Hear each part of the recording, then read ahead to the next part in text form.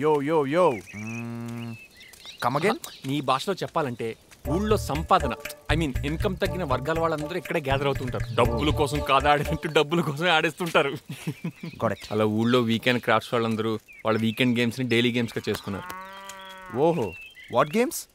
చతుర్ముఖ పారాయణ కాలక్షేప క్షేత్రం. ఏంటదే? గ్రాంధికంలో చెప్పాలంటే సేట్ల ప్యాక్ క్లబ్. ఓహో, గ్యాంబ్లింగ్. మొన్న మధ్య చైనా వాళ్ళు పని ఎక్కువ చేస్తున్నారు, పని ఎట్ట తగ్గించాలా అని మన ప్రధాని సలహా అడిగితే క్రికెట్ నేర్పండి, ఉత్పత్తి దాని అంతర్గతి తగ్గిపోద్ది అని చెప్పాడంట. అదే గనక మన ప్రధాని చీట్ల బ్యాగ్ గురించి చెప్పుంటే సంసారానికి కూడా తీరిక లేకుండా చైనాయే దాని అంతర్గతి తగ్గిపోయి ఉండేది. అందుకేనయ్యా సీట్ల బ్యాగ్ వచ్చినోడికి రాజకీయాల్లో టికెట్ ఇవ్వాలంటాను. ఆడే పెద్ద పన్ను. పెద్ద నమస్తే అన్నయ్య. ఏదిరో ఏనారు బాగున్నావా? ఏది మెంబర్షిప్ కోసం వచ్చా? లేదన్నయ్య, అది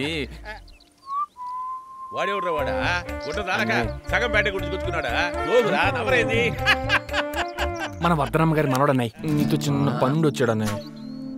ముందాడు తీసుకుని ఎక్కువ రోజులు ఉండడు అన్నయ్య, ఏదో చిన్న పనుండి వెళ్ళమని చెప్తాలా? ఏంద్రా ఏం చూస్తానా? మొక్కే వాడి తిప్పుతావేంద్రా? ఊళ్ళో మీ ఫ్యామిలీ అంటే కొంచెం కోపం. వెళ్దాం పద. మట్టదానికి పోయింది కదరా. ఈ ఆడ తర్వాత ఇస్తానావయ్యా? రేయ్ ఆటై. ఇదే నీ ఆగరాట. తెలుసులేవయ్యా, నువ్వు ముఖ్యము నేను ఆడ చెప్పను. నీ అబ్బా నీ కింద 3 ఎకరాలు లాంఛనం అయిపోయిందా? ఏందిరా ఎమ్మెల్యే వస్తా ఉన్నాడా? పక్కూరికా? మరి నాకెందుకు రాసంగా చెప్పేదా? నాయన దగ్గతా ఉన్నాడా? దీని అమ్మ పడవ జిల్లా న్యూస్ లో హోమ్ న్యూస్ ఎందుకురా? ఒరి చిన్నోడా, నీ కాట డబ్బులు ఏమైనా ఉంటాయి? ఇంకో కాట వేస్తానా? అంటయ్యా మీరు ఆడుకోండి. చూడేనార్, నాకు ఆట రాదు. నా కోసం కొంచెం ఆడి పెడతావా? నాకు రాదు. ఓహో, పన్నవన్నే ఆడతాడేమో కనుక్కొని వస్తా. కుర్రాడి గుల బాగానే ఉంటుంటుంది. పంపించరా ఏనారో ఆడు పెడతానా? నువ్వు రాబోయా, నీ డబ్బులు అడిగిపోతాయి. నా పక్కన కూర్చోరా.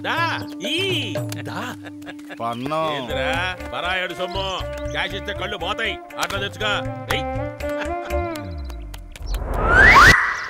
పక్కోడు సొమ్ముతో ప్యాక్ ఆడినప్పుడు ఎప్పుడు డబ్బులు పోలేదురా. ఇదే ఫస్ట్. నీ గోల్ దేరింది, నా దోల్ దేరింది. పర్లేదులే పన్నా, రుణం ఎట్టయినా తీర్చుకోవచ్చు.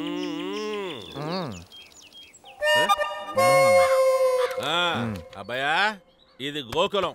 మీ అమ్మమ్మ వర్ధనమ్మ గారుండే ఇల్లు. దీని చుట్టూ 50 ఎకరాల స్థలం ఉందయ్యా.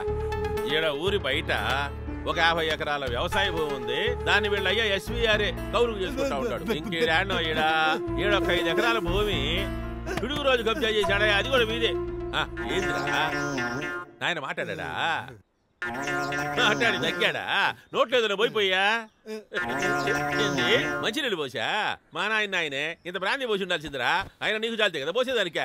ఇంతకు ఏమన్నాడు? వీళ్ళ తాత ఊరు వాళ్ళకి ఇచ్చిన 100 ఎకరాల పొలం గురించి చెప్పొద్దన్నాడా? ఏ 100 ఎకరాలు? చెప్పేశానా? నువ్వు వినేసావా? నీ నోట్లో ఎండుగా పోయాల్సిందా? అవి మన ఆస్తులు సుక్కు. వీటన్నిటిని నేను అమ్ముకోవచ్చా? ధారాళంగా అమ్ముకోవచ్చు నాయన. ఆ పిచ్చి వర్ధనమ్మ యజమాని కదా ఆవిడ. ఆ అంటే ఆ, ఊ అంటే ఊ. ఇక బయలుదేరిన వేటకి నేను కూడా పోతున్నా ఆటకి. అరే గోకర్ణ, ఇది ఊరు కాదు, షిటోల్. No current, no roads, no phone signal. ఇక్కడ ఇంకొక రోజు కూడా ఉండలేను. ఇది వరకు గోకులం అమ్మితే అందులో హెరిటేజ్ హోటల్ రన్ చేయొచ్చని ఆఫర్ వచ్చిందంటగా. వాళ్ళెవరో నీ బామర్ది పైడి రాజుని కనుక్కొని నాకు ఫోన్ చేయమని. ఈ ఊరు అలాగే ఉంటుంది సుక్కు, అందుకే ఈ ఊరి నుంచి వెళ్ళిపోదాం అంటున్నాను. వెళ్దాం. స్టాప్.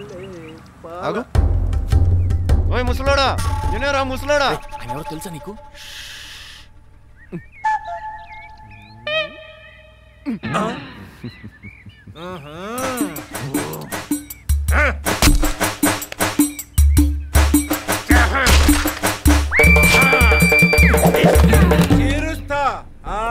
పగిలిపోతున్నట్టు.